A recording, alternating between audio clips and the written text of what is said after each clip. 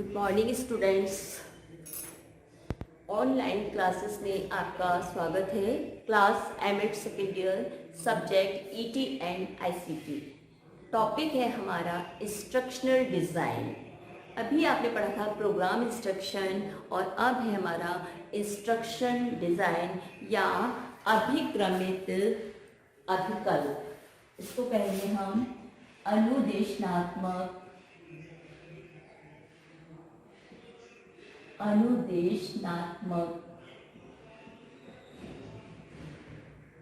अभिकल्प।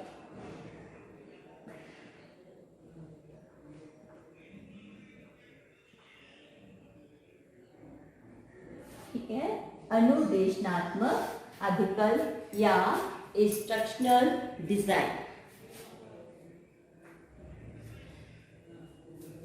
हमारी जो भी कुछ हम पढ़ाने जा रहे हैं, जो भी विषय वस्तु है, ठीक है, तो पाठ्य वस्तु का विश्लेषण जो है वो पाठ्य वस्तु का विश्लेषण निष्पत्ति या अपेक्षित उपलब्धियों की में, ठीक है, अपेक्षित पाठ्य वस्तु का विश्लेषण अपेक्षित उपलब्धियों या निष्पत्ति की दृष्टि से किया जाना चाहिए। जो भी हमारा कंटेंट है उसका विश्लेषण जो है वो उपलब्ध निष्पत्ति या उपलब्धि अपेक्षित उपलब्धि की दृष्टि से किया जाना चाहिए।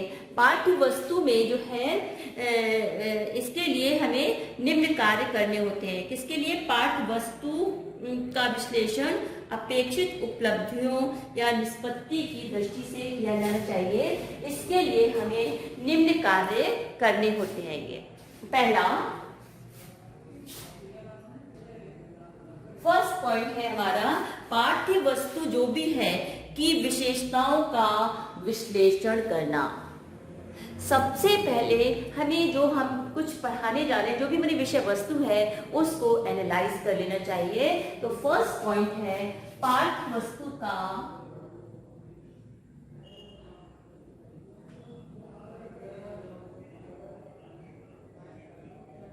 विश्लेषण करना।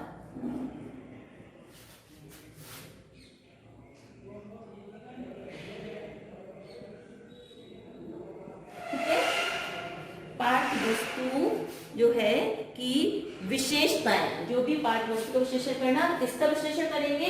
विशेषताओं का।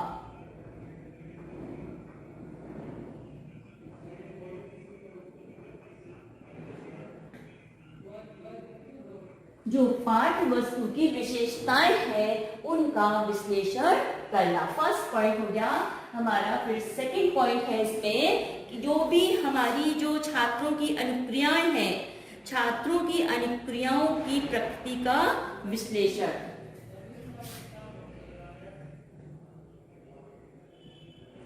छात्रों की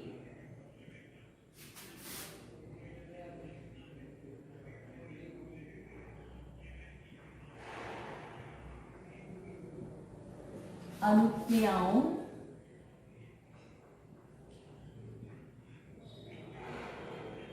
की प्रकृति का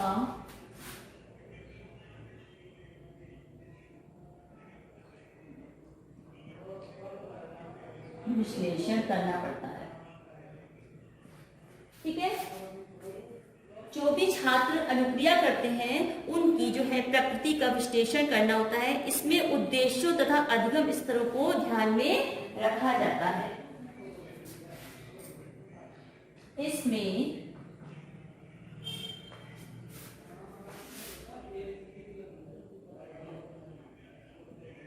अधिगम उद्देश्यों को ध्यान में रखा जाता है।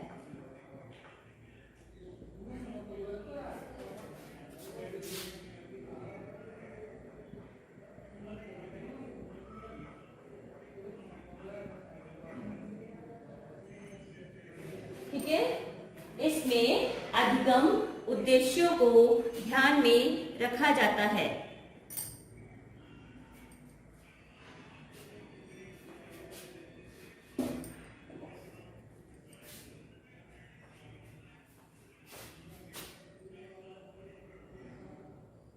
इसमें अधिगम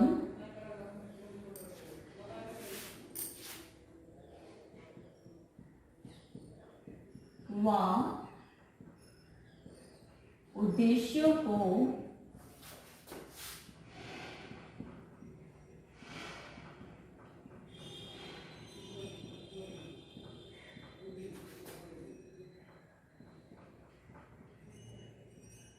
ध्यान में रखा जाता है। सबसे पहले छात्रों की जो अनुक्रियाएं हैं उनकी प्रकृति का विश्लेषण करना पड़ता है।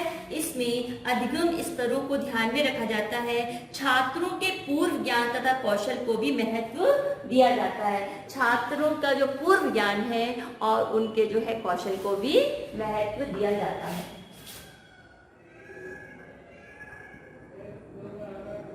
छात्रों के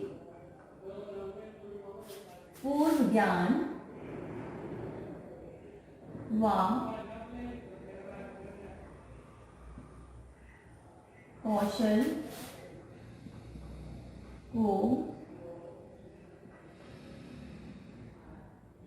महत्व दिया जाता है। यानी जो प्रोग्राम इंस्ट्रक्शनल डिजाइन है उसमें हम जो हमारी जो पाठ्य वस्तु है उसका जो हम विश्लेषण करते हैं वो शैक्षिक उपलब्धियों और निष्पत्ति के आधार पर जो है किया जाता है, जिसके लिए हमें निम्न कार्य करने होते हैं। उसमें पहला कार्य था आपका पाठ्य वस्तु का विश्लेषण विशेषताओं के आधार पर करना।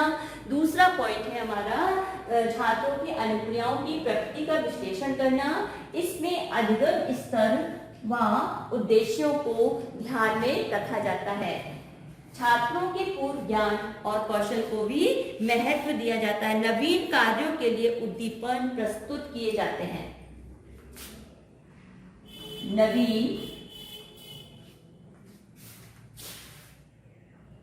नवीन कार्यों के लिए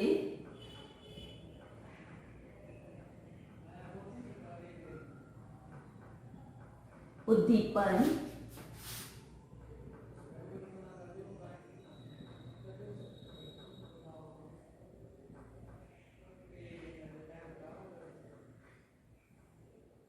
प्रस्तुत किए जाते हैं। ठीक है, नवीन कार्य के लिए जो है उद्दीपन प्रस्तुत किए जाते हैं।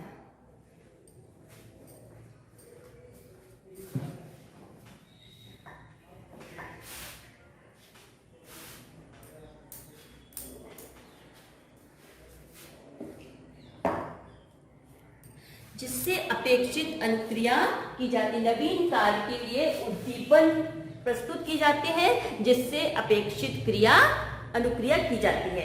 नेक्स्ट पॉइंट है, थर्ड पॉइंट हमारा। ठीक है, नवीन कार्य के लिए उद्दीपन प्रस्तुत किए जाते हैं जिससे अपेक्षित अनुक्रिया होती है। थर्ड पॉइंट है हमारा शिक्षण विधि प्रविधि तथा शिक्षण सामग्री का चयन करना होता है। जो हम कार्य कर रहे हैं, जो विषय वस्तु को हम पढ़ाने जा रहे हैं, तो उसके लिए शिक्षण विधि प्रविधि जो है हमारी, उसका जो है हमें चयन करना होता है। शिक्षण विधि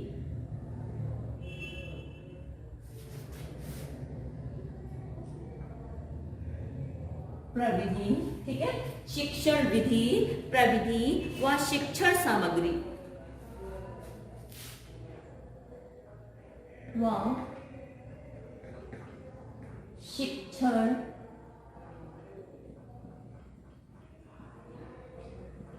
सामग्री का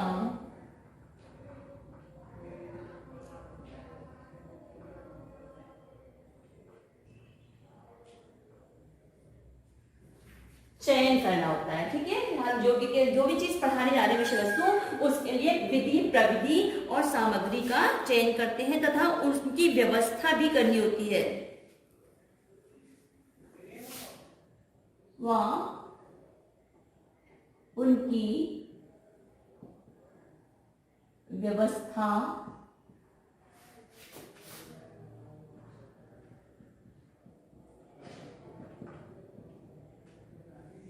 करनी पड़ती है।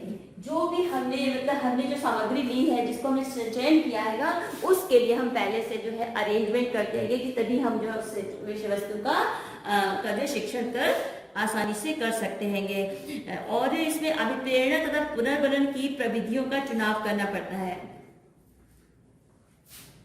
अभिप्रेरणा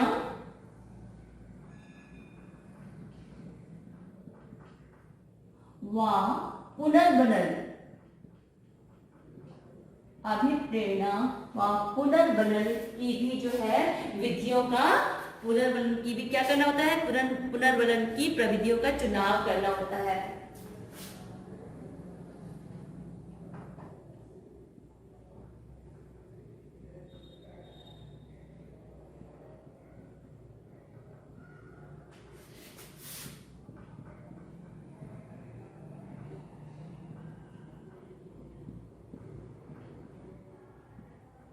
यस स्टूडेंट्स, मैंने आपको बताया था एक बार विधि और प्रविधि में क्या अंतर होता है। विधि जो होती है कि विषय वस्तु को प्रस्तुत करने की शैली को विधि कहते हैं। पाठ वस्तु को प्रस्तुत करने की शैली, ठीक है, वो क्या कहलाती है, विधि कहलाती है। विधि को और अधिक सरल, सुगम, स्पष्ट करने के लिए जिस साधन का प्रयोग किया जाता है उसे हम प्रविधि कहते हैं।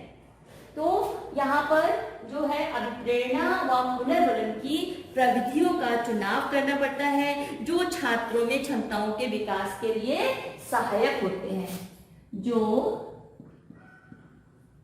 छात्रों में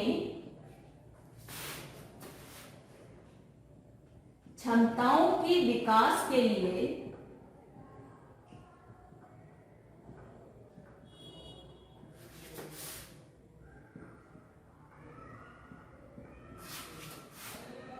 सहायक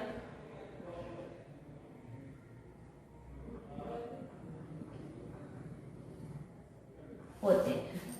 ठीक है, ये हमारा हो गया इसमें थर्ड पॉइंट। अब नेक्स्ट पॉइंट है हमारा फोर्थ, अनुदेशन के प्रारूप का मूल्यांकन करना होता है। जो अनुदेशन का जो प्रारूप बनाया है उसका मूल्यांकन करना पड़ता है। अनुदेशन के नेक्स्ट पॉइंट फोर्थ,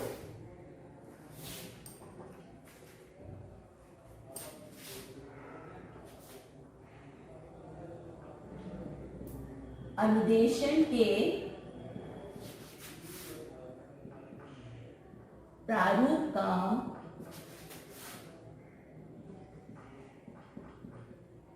मूल्यांकन करना पड़ता है।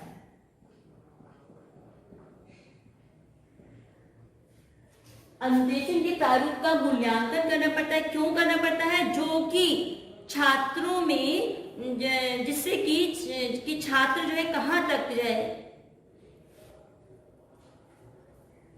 कि छात्रों की क्षमताओं के विकास में,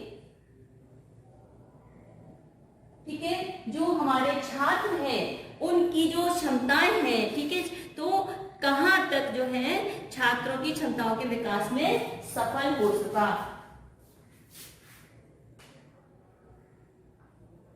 कहां तक छात्रों के विकास में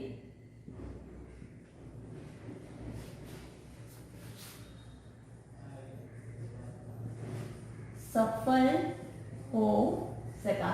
यानी हम लोग मूल्यांकन क्यों करते हैं कि जो भी कुछ हमने पढ़ाया वो छात्रों ने कहाँ तक सीखा, कितना सीखा, और उसका जो है पता करते हैं मूल्यांकन के द्वारा। तो अनुदेशन के प्रारूप का मूल्यांकन करना पड़ता है कि कहाँ तक जो है छात्रों की जो भी है क्षमताओं के विकास में सफल हो सका।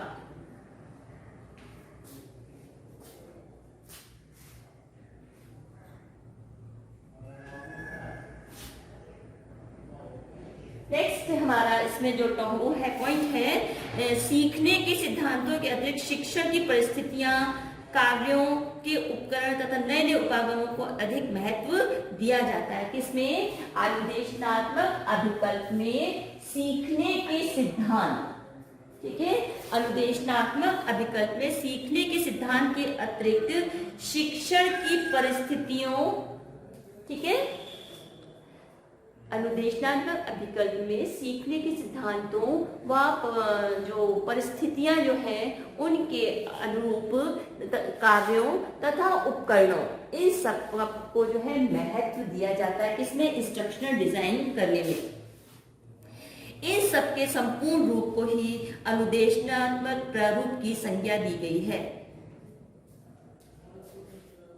सीखने के सिद्धांत के साथ साथ जो है परिस्थितियों के कार्यों व उपकरणों को इसमें महत्व दिया जाता है, और इन सभी के, ठीक है, इन सब का जो है इन सबके संपूर्ण रूप को अनुदेशनात्मक अभिकल्प कहा जाता है। यानी कि हम जो कुछ पढ़ाने जा रहे हैं, विषय वस्तु है, उसको एनालाइज करना और उसमें शिक्षण विधि, प्रविधि, मूल्यांकन, इन सब का जो प्रारूप है वही जो है वो क्या कहलाता है, इंस्ट्रक्शनल डिजाइन कहलाता है। एक परिभाषा है, वो लिखिए, अनविन ने 1968 में अनुदेशन की निम्न परिभाषा दी।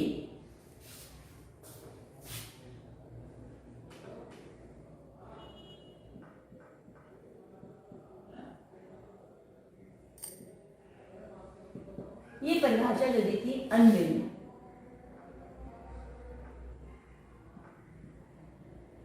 ठीक है, अनविन ने 1968 में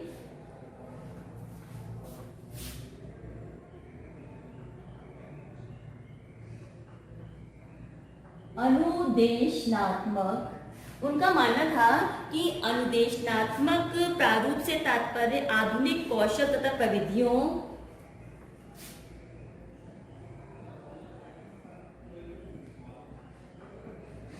अनुदेशनात्मक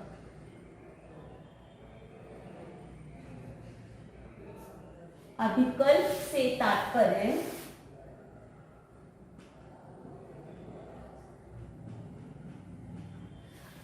अनुदेशनात्मक अभिकल्प से तात्पर्य आधुनिक कौशल तथा प्रविधियों का शिक्षा,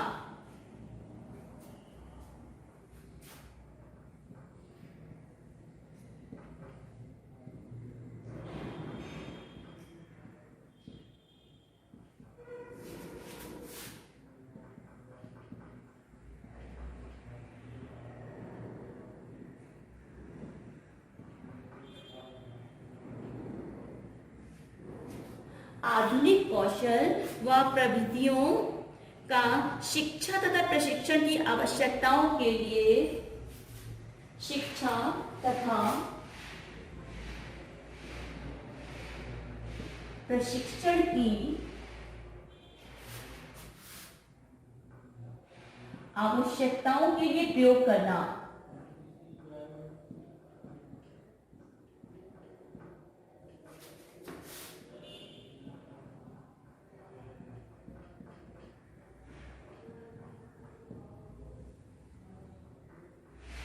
ठीक है, शिक्षा तथा प्रशिक्षण की आवश्यकताओं के लिए प्रयोग करना है।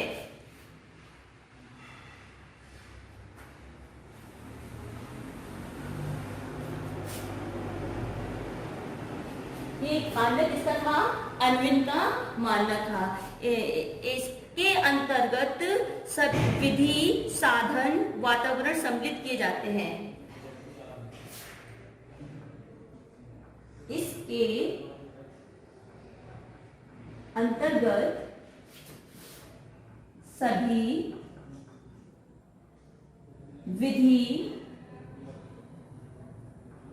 साधन, यानी हम जिन जिन चीजों का इसमें प्रयोग कर रहे हैं, जो भी विधि प्रविधि का प्रयोग कर रहे हैं, वातावरण सम्मिलित किए जाते हैं।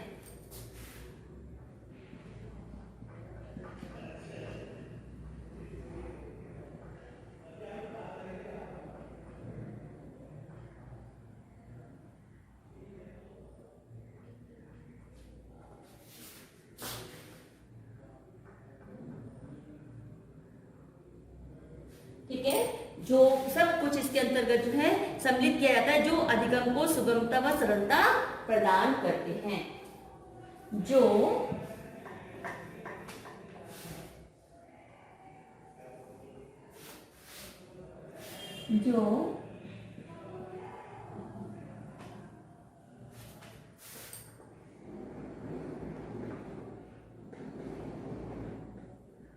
अधिगम को सरलता व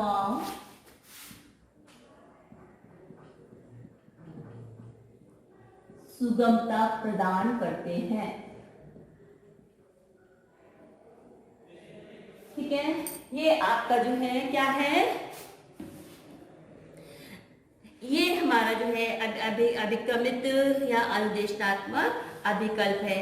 तो इस तरह से जो है जो भी हमारा अनुदेशनात्मक अभिकल्प है उसे 3 भागों में बांटा गया है। अनुदेशनात्मक अभिकल्प जो है इसे 3 भागों में विभक्त किया गया है। प्रशिक्षण मनोविज्ञान,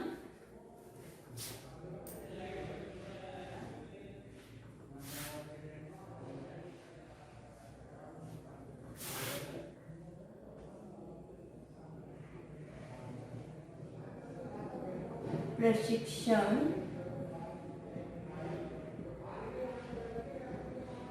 मनोविज्ञान, ठीक है, प्रशिक्षण मनोविज्ञान, संप्रेषण मनोविज्ञान,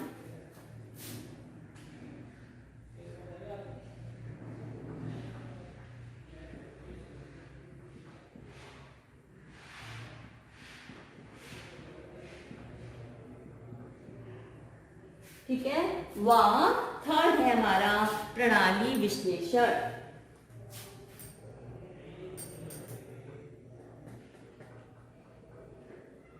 प्रणाली विश्लेषण अभिकल्प को जो है 3 भागों में बांटा गया, शिक्षण मनोविज्ञान, संप्रेषण मनोविज्ञान व प्रणाली विश्लेषण। इसके बाद जो है प्रशिक्षण मनोविज्ञान जो है उसके अंतर्गत कौन कौन सी चीजें आती हैं, उसमें लिखिए आप स्तर कौन कौन से इसके, वो है अदा। अब हमारा ये है इसमें स्तर कौन कौन से हैं, ठीक है, स्तर। तो प्रशिक्षण मनोविज्ञान में आपका आ जाएगा अदा और इसमें प्रक्रिया और प्रदान।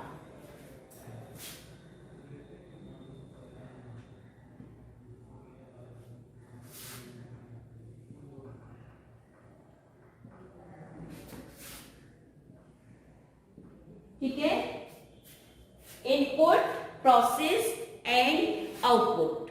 ठीक है, अब उद्देश्य कौन से होंगे इसके,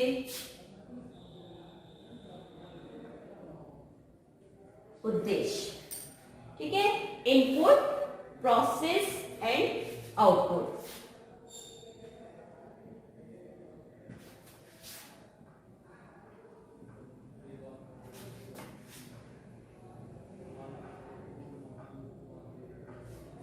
ठीक है, अब इसके अंदर उद्देश्य कौन से होंगे, कार्य विश्लेषण, कार्य विश्लेषण,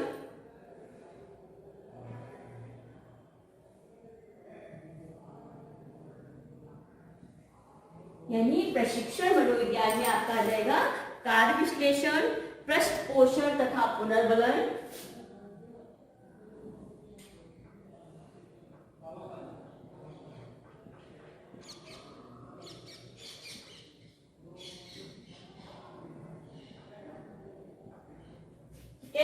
पृष्ठ पोषण व पुनर्बलन, और इसमें आ जाएगा प्रदान में आपका आ जाएगा कि विकास कितना हुआ, यानी विकास प्रणाली।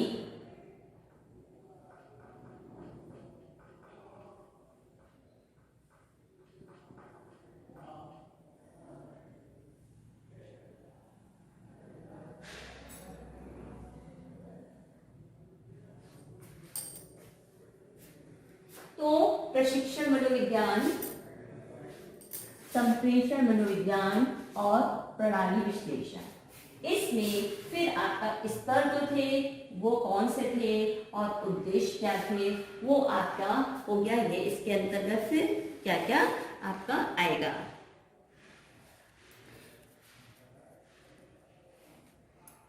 अब उदाहरण मैं आपको बताती हूँ कि जैसे कि आपने देखा था कि बीच में एक बार हुआ था कि जब परीक्षा होती थी तो उसमें जो है छात्रों को किताबें दे दी गई थी, पुस्तक दे दी गई थी और उनमें से ही उनको उत्तर ढूंढ करके लिखने थे। ठीक है, तो उदाहरण के लिए हो गया आपका परीक्षा में नकल की प्रवृत्ति बढ़ती जा रही है।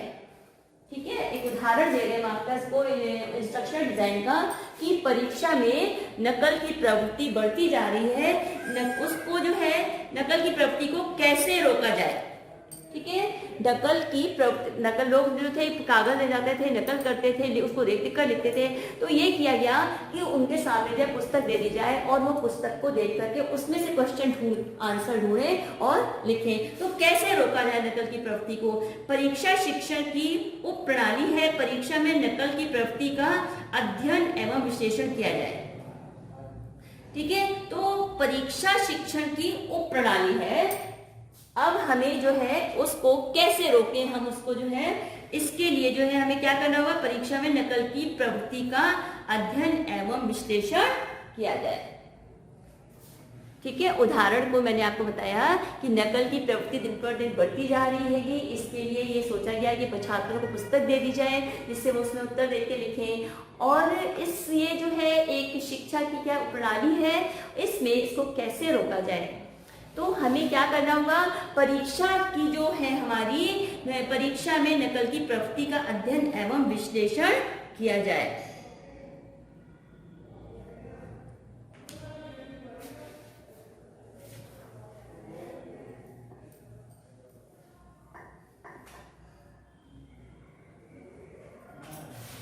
उदाहरण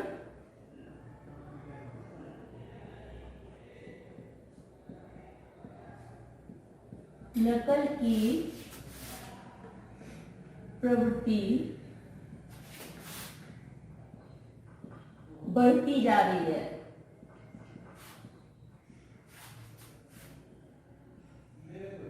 ठीक है, उसे रोकने के लिए क्या करना होगा, हमें नकल की प्रवृत्ति का अध्ययन एवं विश्लेषण करना होगा।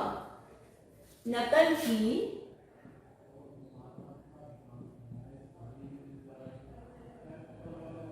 प्रवृत्ति व अध्ययन का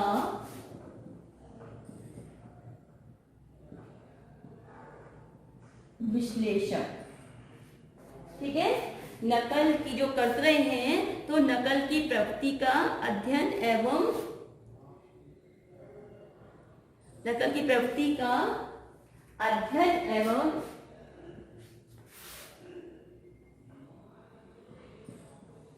ठीक है, नकल की प्रवृत्ति का अध्ययन एवं विश्लेषण करना होगा।